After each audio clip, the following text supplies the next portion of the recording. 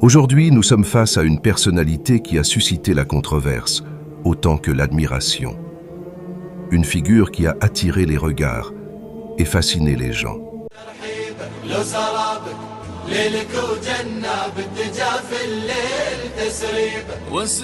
Un homme mystérieux, abordé sous tous les angles. Qui est vraiment le Cheikh Hassan?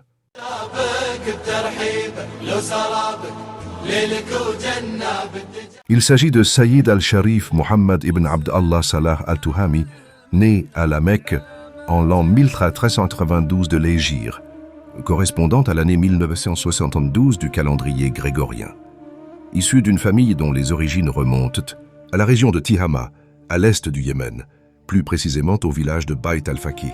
On raconte que ses ancêtres s'étaient retirés dans l'isolement, loin des conflits.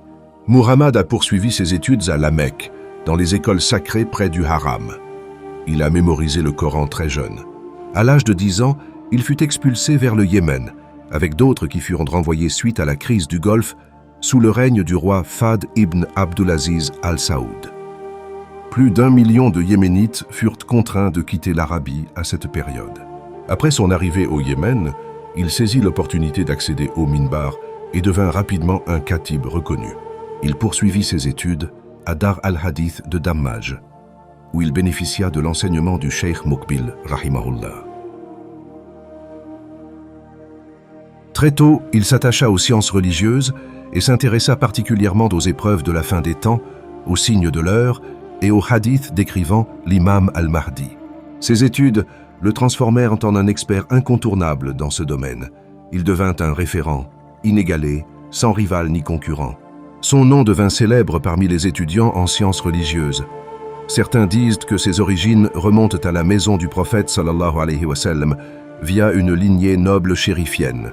Il descend de Al-Hassan ibn Ali ibn Abi Talib, qu'Allah les agrée tous. Son nom complet est Muhammad ibn Abdallah ibn Salah. Ibn Muhammad, ibn Muhammad, ibn Salah, ibn Muhammad, Cheikh. Sa lignée se poursuit ainsi. Cheikh ibn Hamad, ibn Hussein, ibn Yahya, ibn Ali, ibn Ahmad, ibn Isa, ibn Muhammad, ibn Sulaiman.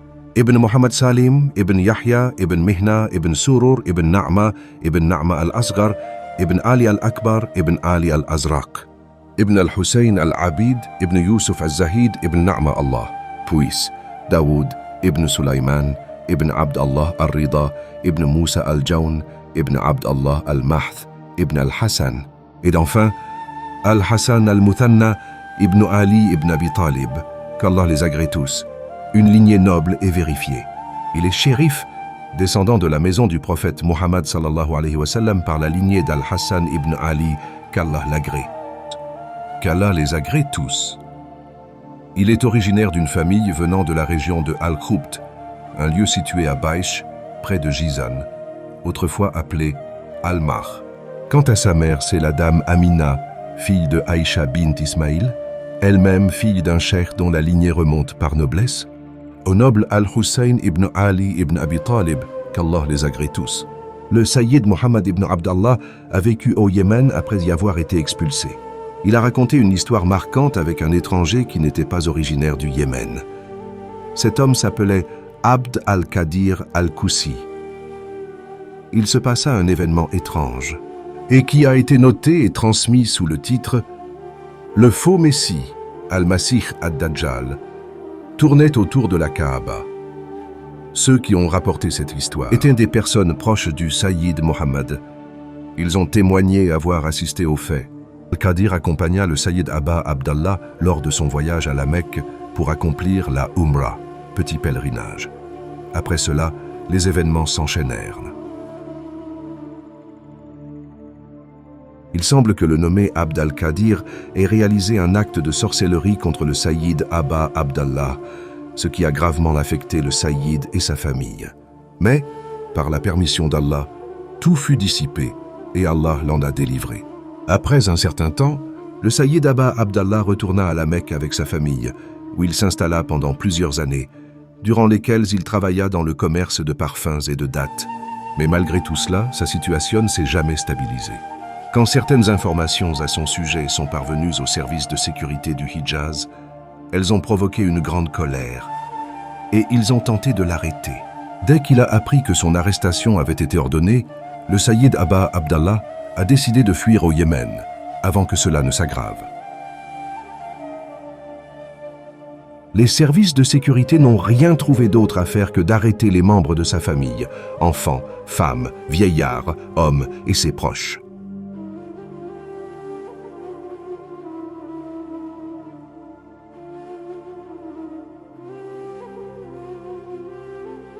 Pourquoi ce nom? Parce qu'il s'appelle Muhammad, que son père s'appelle Abdallah et sa mère Amina. Ils ont alors dit qu'il prétendait être le Mahdi.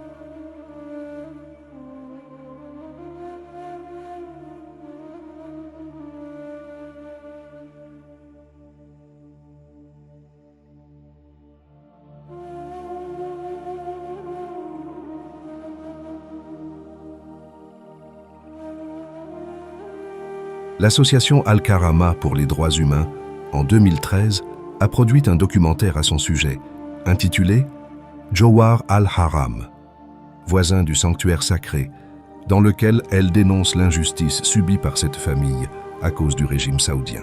On y parle de la persécution injuste de cette famille par le régime saoudien et du fait que Aba Abdallah s'est caché après son retour au Yémen par crainte des autorités yéménites à cette époque sous l'influence saoudienne. Le président Ali Abdallah Salih a protégé Aba Abdallah jusqu'à ce que les services de sécurité yéménites parviennent à l'arrêter en 2010. Son arrestation a été demandée par le régime saoudien et les autorités saoudiennes ont exigé son extradition, mais le procureur a refusé cette demande car la loi yéménite interdit l'extradition de ses citoyens vers d'autres pays. Cependant, les autorités yéménites ont accepté de recevoir une délégation d'enquêteurs saoudiens chargés de mener une enquête à son sujet. Mais aucune preuve n'a été trouvée contre Aba Abdallah, à part les soupçons du régime saoudien concernant sa personne. Ces soupçons venaient du fait que ses caractéristiques correspondaient à celles du Mahdi, telles qu'elles sont décrites dans les textes islamiques. Et donc, son compagnon Nasir al-Ardal a été empoisonné. Il est mort 3 jours après l'empoisonnement, et Aba Abdallah a ensuite été livré aux autorités. Sa famille a été informée après la dégradation soudaine de son état de santé, craignant sa mort entre les mains des services de la sûreté politique.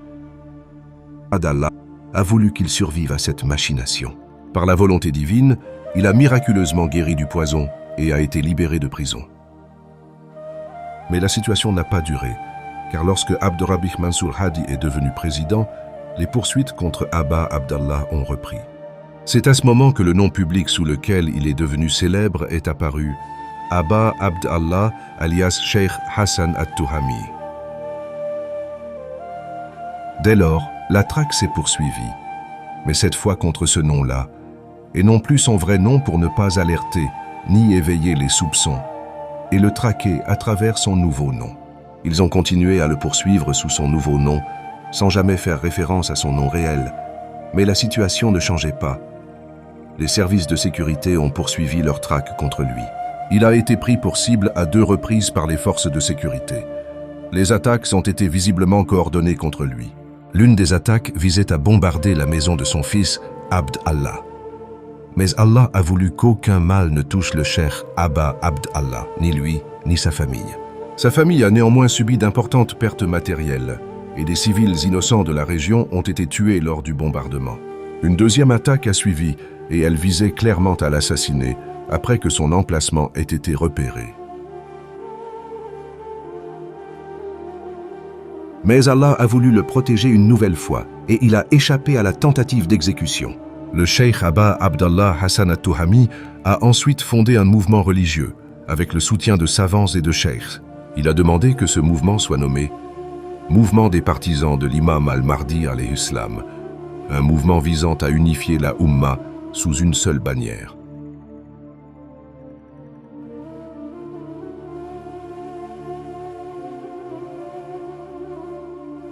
Le Mahdi alayhi salam, dont le mouvement vise à unifier la Ummah sous une seule vision religieuse, au-dessus des divergences entre les écoles et autorités religieuses. Une vision préservée de l'égarement, fondée sur le livre d'Allah subhanallah, wa ta'ala la sunna du prophète sallallahu alayhi wa sallam, les gens de la maison, Ahl al-Bayt, et le rejet de toute division au sein de la communauté. Une vision qui rejette les gouvernances tyranniques temporaires et appelle à retourner aux principes de l'islam authentique par une voie de réconciliation, d'éthique et de correction des concepts déformés. Elle s'oppose aussi aux régimes imposés par la force et aux lois créées pour semer la division dans la Oumma, selon des intérêts politiques et sectaires. Elle rejette les lois wahhabites et les alliances imposées envers d'autres que Allah et son messager, et appelle à réunir la Oumma autour de l'unicité.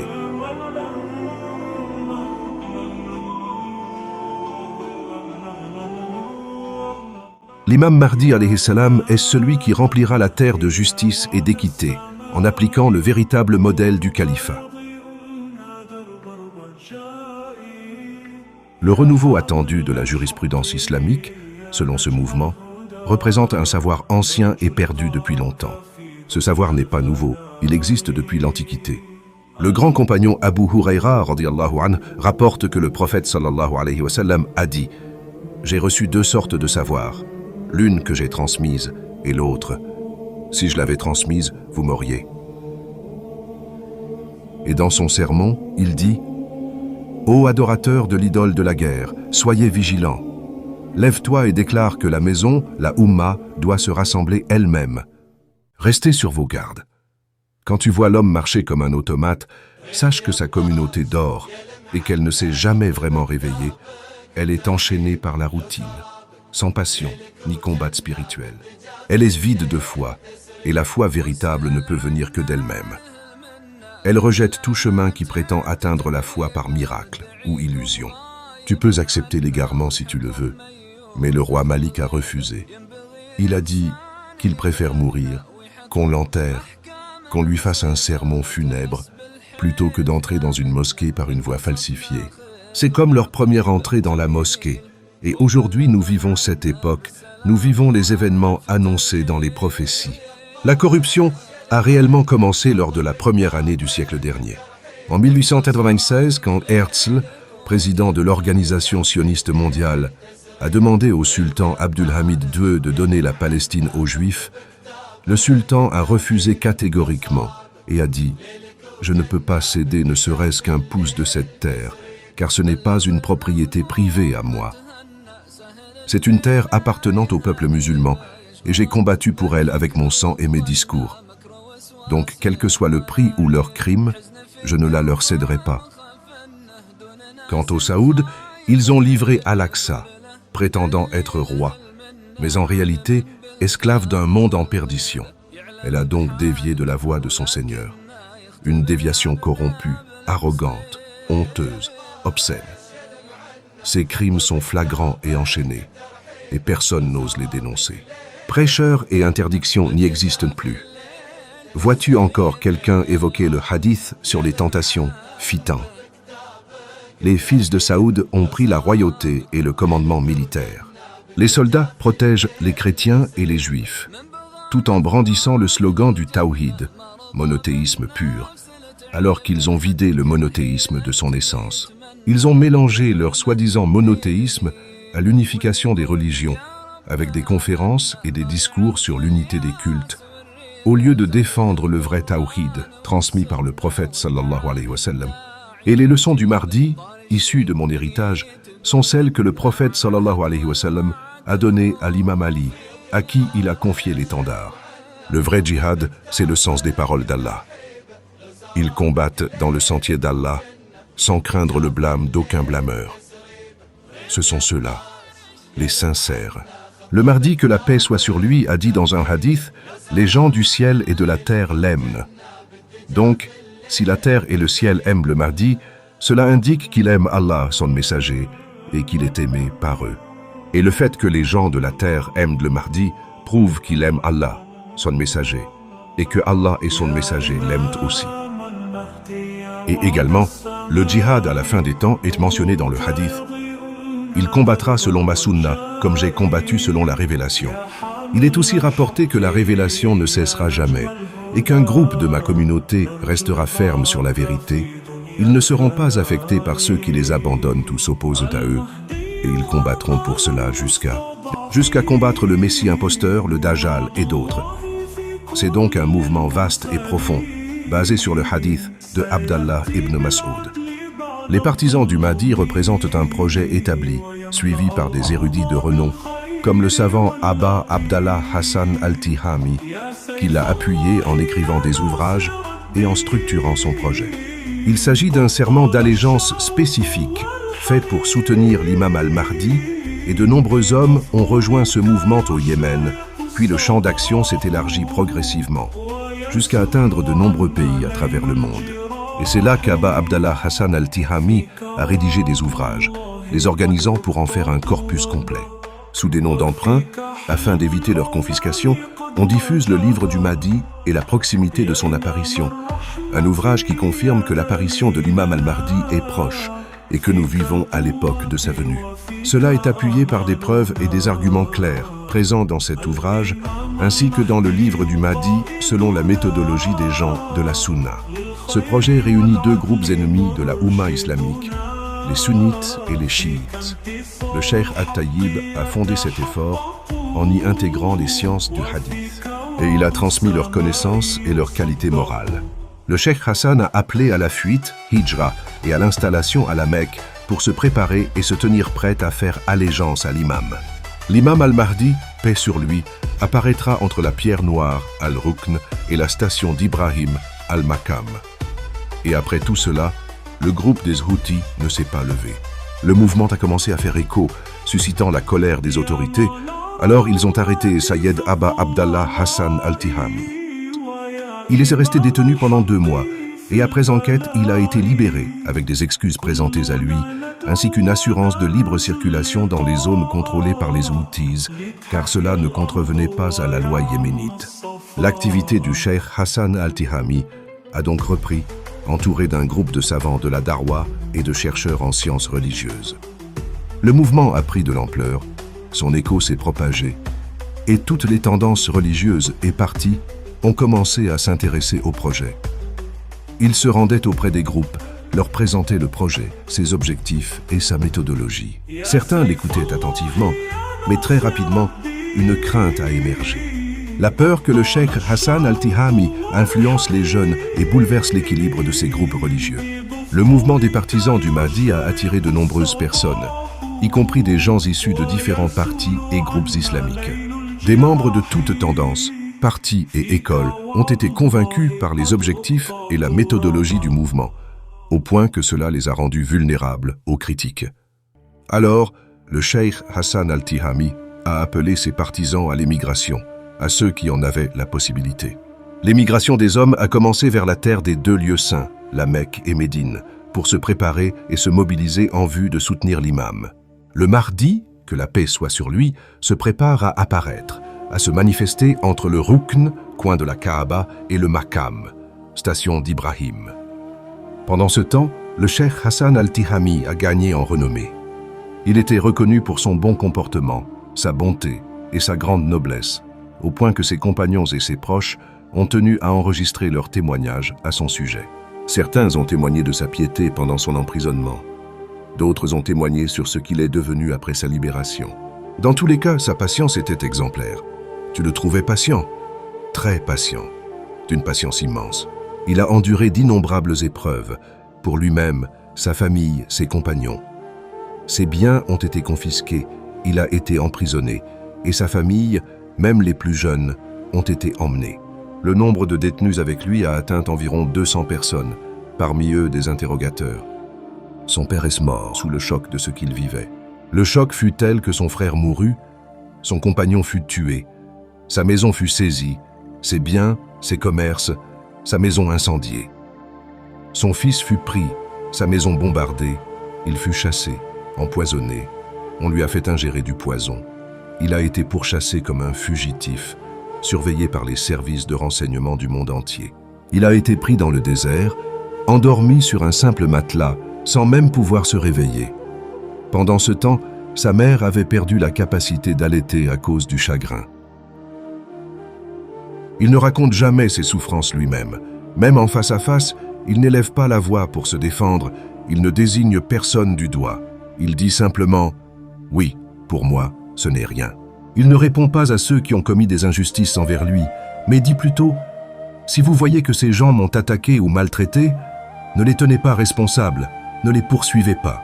Ne vous fiez pas seulement à sa physionomie, car son intuition est plus puissante que ce que vous imaginez. Oui, sa sagacité est telle qu'elle guide les événements. Il ne crie pas, il ne brandit pas l'épée, mais il impose le respect. Il pèse les hommes selon leur véritable valeur. Il connaît leur potentiel et sait comment l'utiliser. C'est un homme noble, généreux, ouvert, et aucune porte ne lui résiste. Il donne tout ce qu'il a dans ses mains sans jamais rien attendre en retour. Il ne juge pas selon les apparences. Et même envers ceux qui l'ont trahi, il garde pour lui la vérité, ne les expose pas. Il supporte les torts en silence. Il ne demande rien pour lui-même, mais ses miracles sont nombreux. Son rang spirituel est si élevé qu'il serait impossible de tous les mentionner ici, mais nous en évoquerons quelques-uns. Un jour, les services de sécurité ont encerclé la maison, alors qu'il s'y trouvait. Il est sorti calmement, et ceux qui l'attendaient ne l'ont même pas remarqué. Ils ne l'ont pas vu passer. Il est passé devant eux avec grandeur, et malgré le fait qu'ils l'attendaient, ils ne l'ont pas vu. Comme si Allah avait voilé leur regard. Il a été poursuivi, diffamé, et on a tenté de l'assassiner plusieurs fois. Mais à chaque fois, il en réchappait avec une protection divine, et après cela, il repartait vers le Yémen. Il voyageait entre le Yémen et l'Arabie Saoudite, en passant par des routes de contrebande. Il a été arrêté 4 fois, et à chaque arrestation, on lui prenait ses empreintes digitales, et l'électricité s'éteignait à ce moment précis.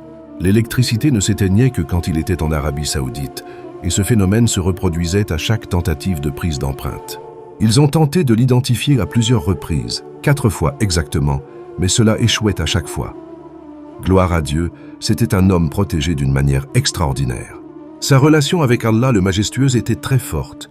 Un jour, il était sur un lit d'hôpital, souffrant énormément, tordu par la douleur. Et même sous anesthésie dans la salle d'opération, on l'entendait répéter inlassablement « Non, non !» refusant fermement l'effet de la morphine. Sa langue répétait sans cesse « Oh Allah, j'aime te rencontrer, alors fais que je te rencontre. Oh Allah, oui, j'aime te rencontrer. » Il avait une prestance naturelle, une noblesse intérieure. Même en prison, les gardiens le respectaient profondément. Certains lui rasaient la tête eux-mêmes, avec déférence. Ils le respectaient, l'honoraient. Même les pauvres détenus avec lui dans les cellules l'aimaient. Ils s'attachaient à lui. Et malgré le peu de sommeil, il restait actif, énergique et toujours en mouvement. Il détestait la paresse et l'inaction. Il était toujours éveillé, vif, actif, et gardait une excellente forme physique. Il jouait au football, faisait du sport, et n'a jamais touché ni consommé la plante cat. Il s'en est juste approché pour la sentir, jamais pour en mâcher. Il ne fumait pas de cigarette non plus. Il avait de nombreux talents, parmi eux, une belle voix, il récitait le Coran avec maîtrise et émotion. Il composait aussi de la poésie, rédigeait des chants religieux, maîtrisait la prosodie arabe et la calligraphie, qu'il écrivait avec une grande précision. Il maîtrisait la langue arabe, appréciait sa beauté et écrivait avec aisance ses règles et sa grammaire. C'était un nageur talentueux, un plongeur expérimenté, un tireur d'élite précis et un homme aux multiples compétences. Il visait toujours juste. Oui, c'était un homme naturellement doué, avec des talents innés hérités. Parfois, il récitait des poèmes puissants et touchants. Il parlait avec savoir, maîtrise et profondeur, ce qui rendait ses paroles profondément marquantes. Quiconque l'écoutait ou le lisait reconnaissait qu'il était un érudit de haut niveau, un maître dans la rédaction juridique et religieuse, avec une connaissance débordante et une capacité rare à l'exprimer avec clarté dans la jurisprudence, le hadith ou le tafsir, exégèse coranique. Il excellait dans la science des signes de la fin des temps, selon le témoignage même de ceux qui s'opposaient à lui. Oui, c'était une sommité des savants, un océan de savoir infini. C'était un rivage vaste où chacun pouvait puiser, un érudit multidisciplinaire. Aucun domaine ne lui était étranger. Jamais personne ne l'a vaincu dans un débat. Qu'il s'agisse de preuves, de logique ou de réfutation, il dominait toujours, car la vérité était constamment de son côté. Il dominait quiconque débattait avec lui. Il les réfutait avec des preuves éclatantes, comme s'il écartait d'une main les illusions, et de l'autre, ses paroles étaient d'une éloquence redoutable. Tu le trouvais solide, enraciné dans la connaissance, capable de différencier le licite de l'illicite avec précision. Oui, lorsqu'il ouvrait la bouche, sa parole jaillissait avec une clarté fulgurante et une grande force. Il avançait avec assurance, la main droite rayonnante de vérité, la gauche frappant les âmes par des rappels puissants. Il éveillait les cœurs, ravivait les esprits et versait dans les âmes la force et la détermination. Son amour pour Dieu faisait trembler les cœurs. Oui, ses paroles évoquaient la crainte d'Allah. Et dans sa prière, tu le voyais prolonger les moments, pleurant et se prosternant, soumis et humble, brisé, la tête courbée comme un oiseau blessé. Mais si tu lui parlais, il te répondait « Je ne suis ni dupé par l'amour, ni trompé par la flatterie. » Il était un stratège, un homme politique raffiné, d'une intelligence perçante, d'un esprit vif et d'une vision lucide. Il voyait clairement les conséquences de chaque chose, mais cela ne l'a pas empêché d'être surpris par ce qui lui est arrivé soudainement. Les Houthis ont rapidement exécuté leur plan et enlevé le cheikh Hassan Touhami. Il a été enlevé de force et détenu secrètement dans les prisons des Houthis, sans aucun contact possible avec sa famille ou ses proches. Et bien que les autorités aient nié sa présence, il a été confirmé qu'il avait bien été vu dans leur détention. Ils n'ont jamais reconnu cela, même si le véhicule qu'il conduisait a été intercepté. Le cheikh a été arrêté et il a été transféré vers une branche des services de sécurité. Les autorités Houthis ont refusé de révéler le lieu de sa détention, refusant également de reconnaître officiellement son arrestation. Elles ont nié tout lien, même de manière officieuse. Ils disent qu'il n'est pas entre leurs mains, qu'ils ne détiennent rien de lui et que son sort dépend d'autres parties à l'intérieur du mouvement. Aujourd'hui, le cheikh Hassan Touhami a passé plus de 3 ans en détention secrète sans accusation. Il n'a jamais eu droit à un procès, aucune possibilité de se défendre lui-même, alors qu'il est pleinement légitime d'exiger un procès pour tout détenu, mais le mouvement l'en a privé. Ses compagnons, les cheikhs et ses partisans, n'ont jamais cessé de revendiquer sa libération. Le groupe Houthi a été appelé à libérer le frère Abu Abdullah Hassan Touhami, jusqu'à ce que les partisans décident de descendre dans la rue. Ils sont descendus jusqu'à la grande mosquée de Sanaa pour réclamer la libération de tous ceux qui étaient détenus, y compris le cheikh. Les Houthis ont alors arrêté certains cheikhs et membres du mouvement et ont poursuivi les arrestations dans certains cas. Ensuite, ils ont commencé à libérer certains cheikhs progressivement, en promettant aussi la libération d'Abu Abdullah Hassan Touhami, mais cela ne s'est jamais concrétisé. Après une année complète de promesses non tenues, le mouvement a décidé de passer à l'action. Ils ont organisé des groupes pacifiques pour se rendre jusqu'à Saada, afin de transmettre leur message au roi Abdelmalik al-Houthi. Et nous sommes aujourd'hui dans cette situation. Ils se sont dirigés vers Saada, avec la permission d'Allah, pour réclamer devant notre éminent imam, Abu Abdallah, le noble Sayyid Hassan Touhami. Touhami Muhammad ibn Abdallah al-Houdali a demandé qu'on révèle le sort du cheikh Hassan Touhami et qu'il soit libéré immédiatement. Mais le régime Houthi, soutenu par ses services de sécurité, n'a répondu qu'avec des arrestations de cheikhs et d'adhérents. Leur nombre ne cessait d'augmenter, une scène d'escalade oppressante où les Houthis s'enfonçaient encore plus dans l'injustice. Mais Allah est le protecteur des opprimés et leur complot ne leur servira à rien. Nous plaçons notre confiance en toi, ô Allah. Allah Akbar, ô Allah, viens à notre secours. Contre les injustes, Labaïk ya Allah, Labaïk ya Rasulallah, Labaïk pour cette cause, nous sommes là. Les réseaux sociaux se sont enflammés. Les appels à la libération du cheikh Hassan Touhami ont envahi la toile. Les cheikhs et les partisans venus de tous les coins du monde n'ont cessé de réclamer sa libération. Mais le régime Houthi continue de le détenir jusqu'à ce jour. Depuis ici, depuis Bayt al-Maqdis, depuis Tunis, nous lançons un appel aux Houthis, ville après ville, de l'Afghanistan, jusqu'à Abd al-Malik al-Houthi, depuis l'Algérie, depuis Cham, depuis le cœur d'Amman, la capitale jordanienne, depuis Californie, États-Unis, depuis la Tunisie et la France. Et même depuis les îles du Niger, depuis Bayt al-Maqdis, on réclame la libération du cheikh. Le martyr cheikh Hassan Touhami, emprisonné depuis 3 ans, kidnappé sans droit, sans jugement, sans charge. Les services secrets refusent de révéler son sort, ni où il est, ni qui l'a arrêté. On ne le laisse pas voir sa famille, et personne ne sait où il est. Lui aussi est détenu sans procès. Même jusqu'à la semaine dernière, des cheikhs et partisans se sont rendus à Saada pour exiger sa libération. Ils ont plaidé sa cause. Ils ont dit qu'ils étaient prêts à se faire emprisonner en entier à sa place. C'est pour cela que, depuis ici, depuis Bayt al-Maqdis, nous vous disons qu'il est temps que vous vous sépariez des cheikhs et des partisans. Ils sont plus de 200, depuis ici et ailleurs. Le cheikh Hassan al-Touhami, nous sommes devant une personnalité centrale dans l'histoire de l'islam. Et a-t-on déjà vu un homme comme Abdullah al-Marouf passer par de telles épreuves dans l'histoire de l'islam? Jamais. Les événements vécus par le cheikh Hassan al-Touhami, les étapes marquantes de sa vie, méritent qu'on s'y arrête et qu'on les étudie en profondeur. Et que dire de ce que lui-même et sa famille ont subi? Des arrestations dès le début du régime saoudien, puis une seconde vague. Depuis l'époque du régime yéménite de Ali Abdallah Saleh et jusqu'à aujourd'hui avec le régime de Abd Rabbo Mansour Hadi et autres, le cheikh Hassan a connu la répression. Le groupe des Houthis l'a ciblé sous prétexte qu'il appelait à soutenir l'imam al-Mahdi, paix sur lui, et à unifier la Oumma sous la paix et la justice. Mais ce qui est encore plus dangereux, c'est que selon certaines sources, les signes du Mahdi, paix sur lui, semblent correspondre à sa description, selon plusieurs témoignages.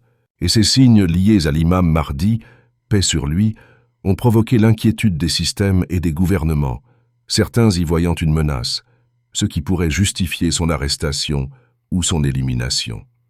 Face à cela, nous devons nous poser les bonnes questions. Ô Allah, seul le destin et le temps détiennent les réponses à ces épreuves. Nous t'avons peut-être oublié un instant, mais tu ne nous as jamais oubliés, ô Allah. Nous l'avons tant désiré, tant appelé, mais pourquoi? Pourquoi l'a-t-on caché, fait disparaître, réduit au silence? Pourquoi? Pourquoi l'ont-ils enlevé? Est-ce que chaque dirigeant craint un homme comme lui?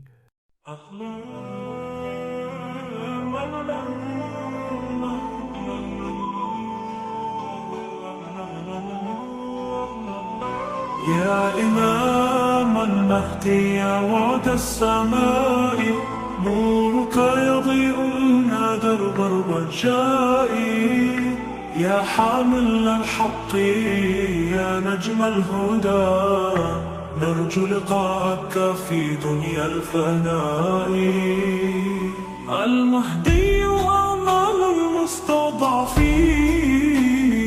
وعد الله في كل المرسلين سيأتي بالعدل بعد الظلم ويملأ الأرض بالخير واليقين يا سيف الله يا ناصر الدين قد طال الشوق والحنين بظهورك يشرق الصباح ويسول عنا ليل الجراح فيك وعد الله قد أقطعت ربه وفيك حلم الأمم قد وجب يا إمام الرحمة يا دليلنا فيك القوة وفيك آمالنا الإمام المهدي قائدنا للخير والعدل مرشدنا فيك انتصار الحق يتحقق وفيك وعد السماء يصدق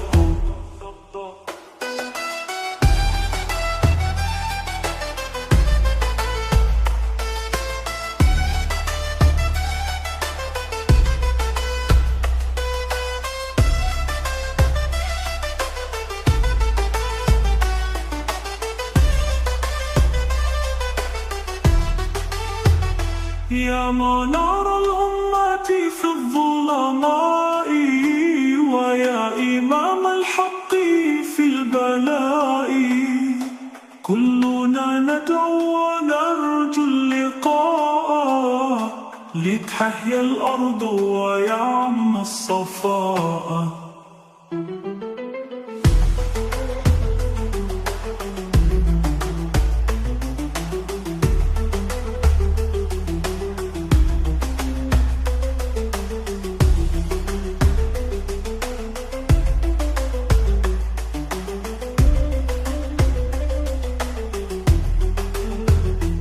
يا سيف الله يا ناصر الدين، قد طال الشوق والحنين،